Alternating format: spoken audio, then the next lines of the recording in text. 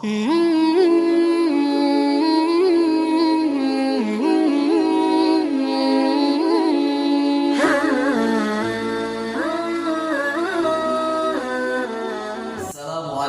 warahmatullahi wabarakatuh.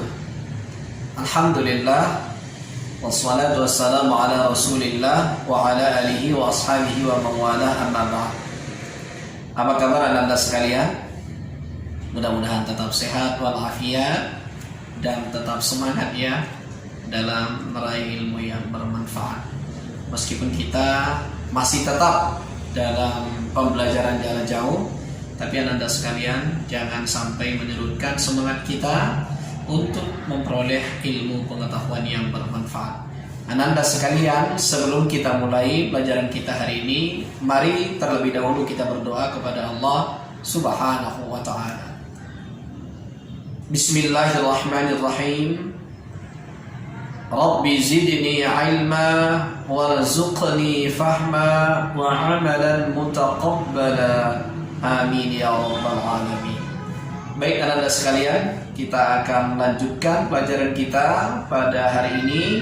Ananda perhatikan dengan sebaik-baik. Baik ananda sekalian, pada pembelajaran jarak jauh ini judul pelajaran kita adalah semua bersih hidup jadi nyaman.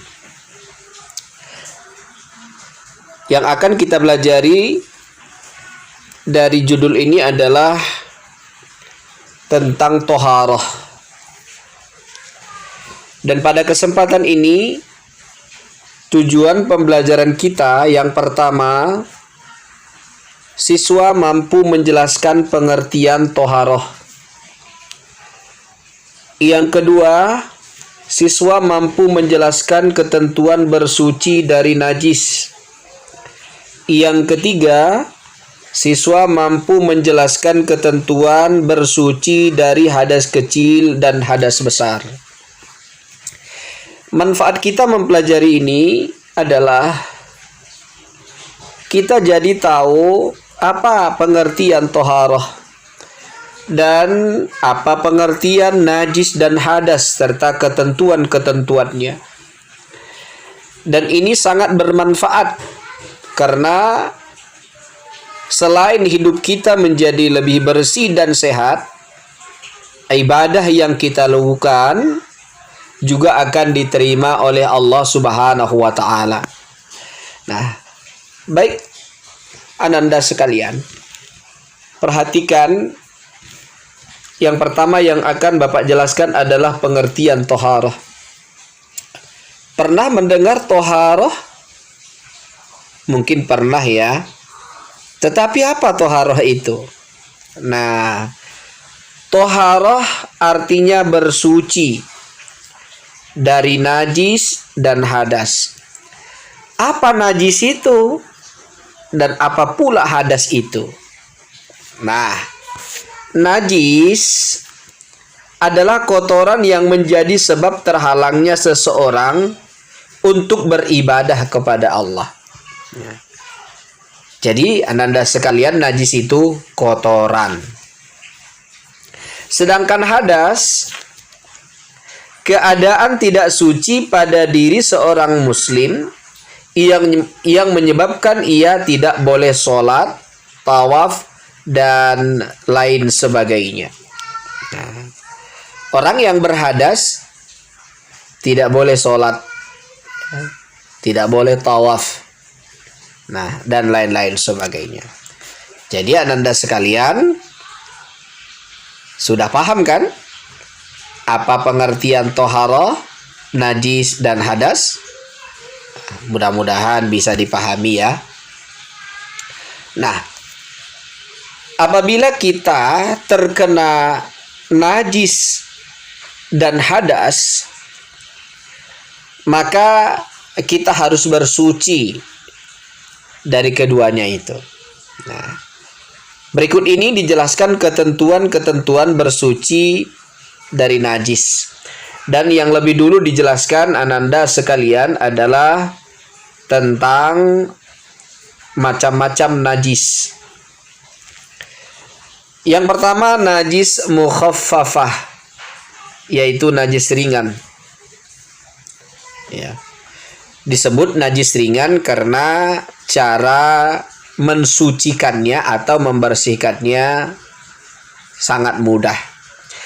Contoh najis mukhaffafah atau najis ringan ini adalah air seni. Ya, air seni itu maksudnya air kencing bayi laki-laki yang belum berumur 2 tahun dan belum makan apapun kecuali air susu ibu. Nah, air seninya, air kencingnya itu termasuk najis atau kotoran. Nah, bagaimana cara membersihkannya? Nah, dengan cara memercikkan atau mengusap air yang suci pada permukaan yang terkena najis. Tentu saja dibersihkan dengan cara membasuhnya, mencucinya, itu juga bisa dilaksanakan, mungkin lebih bersih lagi. Nah,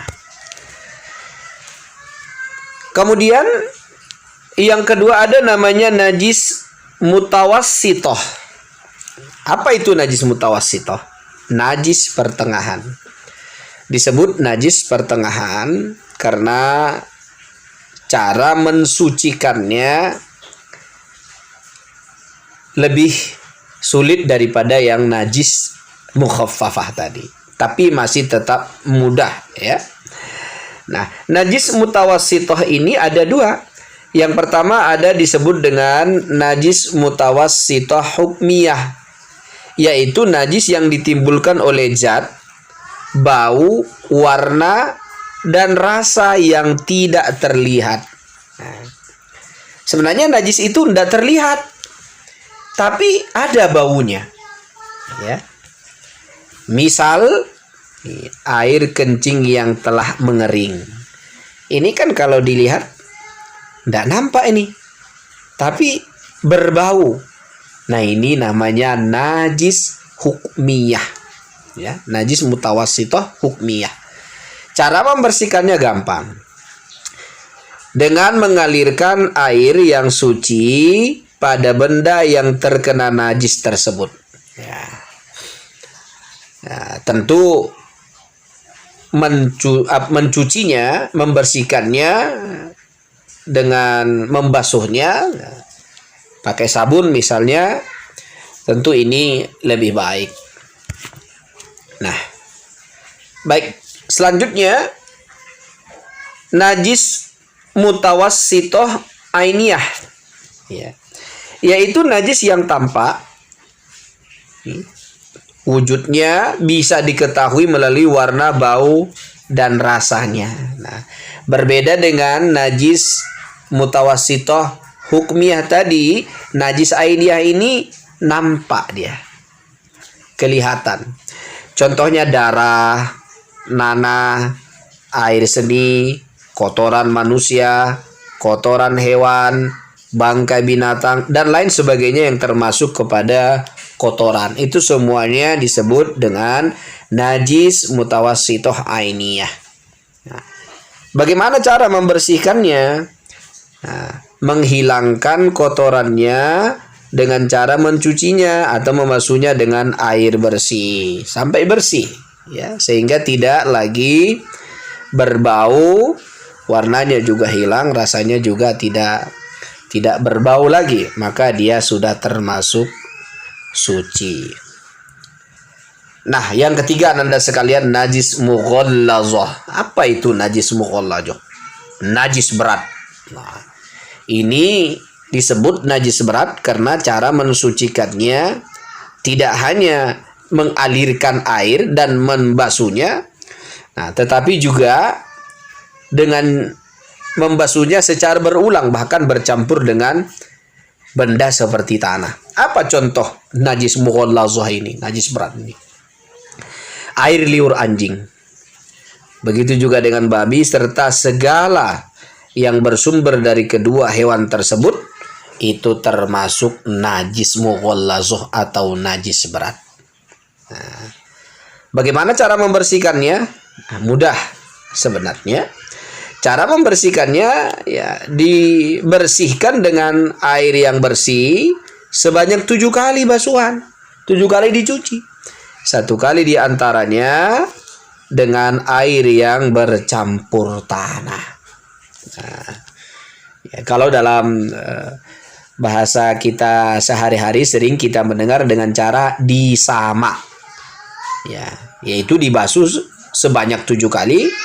1 kali di antara 7 basuhan itu adalah dengan air bercampur tanah. Nah, maka najis berat ini harus berhati-hati kita, jangan sampai kita bersentuhan, ya, atau kontak dengan najis mughallazah ini. Nah, selesai kita membahas tentang najis. Nah, sekarang kita membahas tentang hadas. Apa itu hadas? Hadas tadi sudah dijelaskan di awal ya. Nah, hadas ada 2 macam. Ada hadas kecil, ada hadas besar. Nah, sekarang kita hadas kecil ini. Nah, seseorang dikatakan dia berhadas kecil apabila terjadi padanya hal-hal berikut. Yang pertama, keluar sesuatu dari kubul dan dubur. Kubul itu tempat keluarnya, mohon maaf ya Nanda, kencing. Sedangkan dubur adalah tempat keluarnya kotoran. Nah, jadi apa yang keluar dari 2 lubang ini, maka dia dalam keadaan berhadas kecil. Yang kedua, hilang akal. Misalnya seseorang tertidur, lalu ketika dia bangun, dia dianggap berhadas. Nah, hadas kecil. Kemudian yang ketiga, menyentuh kemaluan. Nah, baik kemaluan sendiri maupun orang lain itu sama. Ya, dia berhadas kecil. Kemudian yang keempat, bersentuhan antara laki-laki dan perempuan. Nah, ini semua salah satu apabila dilakukan, maka dia dalam keadaan berhadas kecil. Dia tidak boleh dan tidak bisa sholat, ya, sampai hadas kecilnya itu dihilangkan. Bagaimana cara menghilangkannya, mensucikannya? Nah, dengan cara berwudu. Nah, kalau tidak ada air untuk berwudu, atau ada air tapi tidak bisa dipakai karena sakit misalnya, maka bisa dengan tayamum.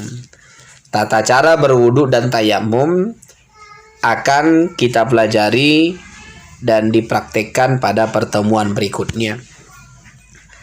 Kemudian hadas besar. Apa itu hadas besar? Seseorang berhadas besar apabila terjadi padanya di antara berikut. 1. Berhubungan suami istri.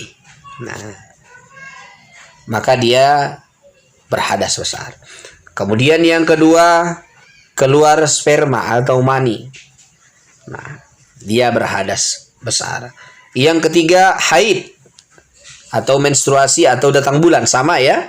Apabila seorang wanita muslimah mengalami datang bulan atau menstruasi atau haid, maka dia sedang berhadas besar.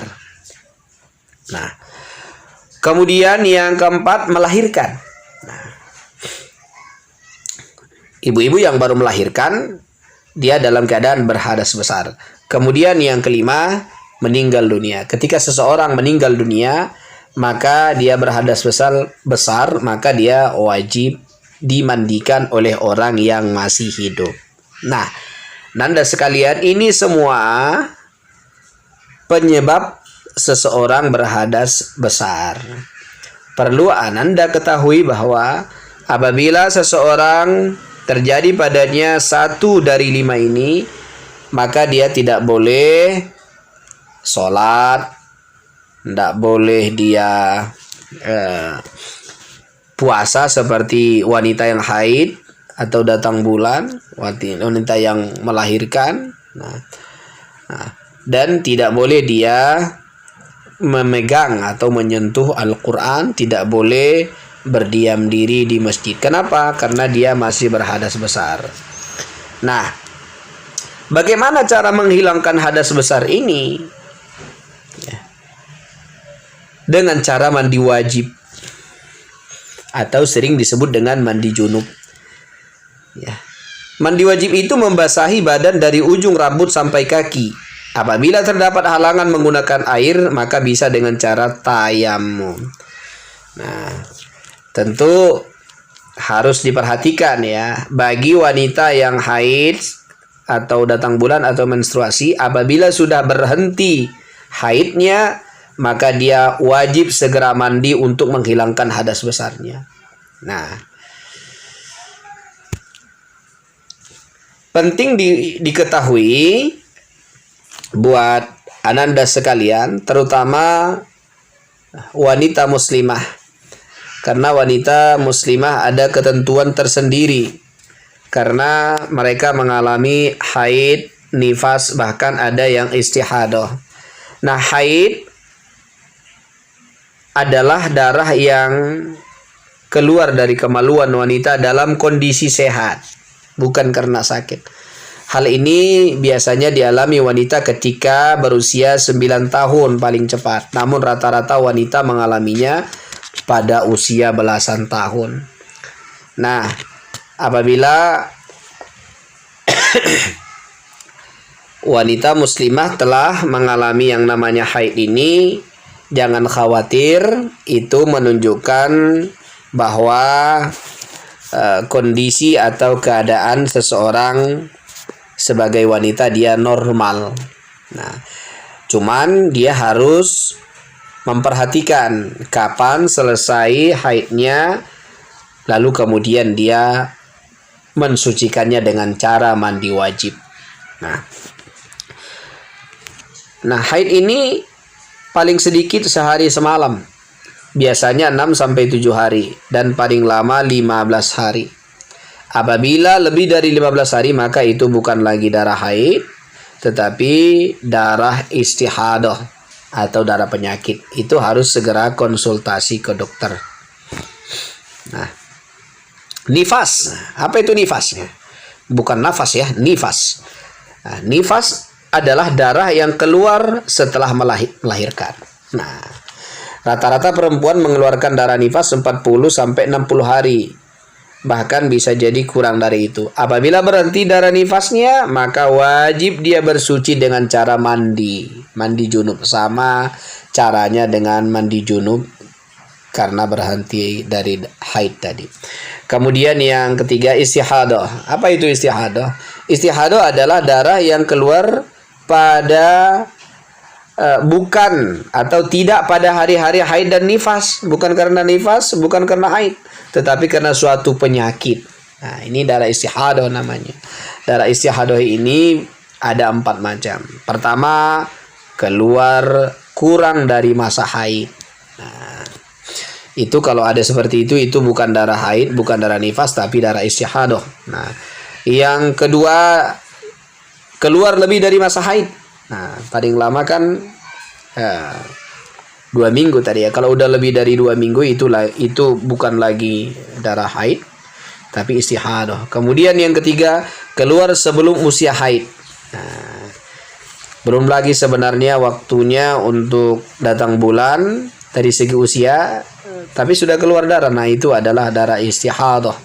Dan setelah menopause atau sudah tidak mengalami masa haid lagi. Kemudian yang keempat, keluar lebih lama dari masa nifas. Nah, Anda sekalian, apabila terjadi hal-hal seperti ini, itu namanya istihadah dan harus segera berobat atau konsultasi ke dokter. Tetapi berkaitan dengan ibadah, dia tetap wajib melaksanakan sholat. Nah, ketika dapat waktu sholat, dia bersuci, ya, istinja, kemudian dia berwudu, kemudian dia memakai pembalut, lalu dia melaksanakan ibadah sholat. Nah, Nanda sekalian, demikian yang bisa Bapak sampaikan pada pertemuan ini. Mudah-mudahan bermanfaat. Jika ada hal-hal yang ingin ditanyakan, silakan ditanyakan di komentar atau melalui Japri ya, Ananda sekalian. Oke, assalamualaikum warahmatullahi wabarakatuh.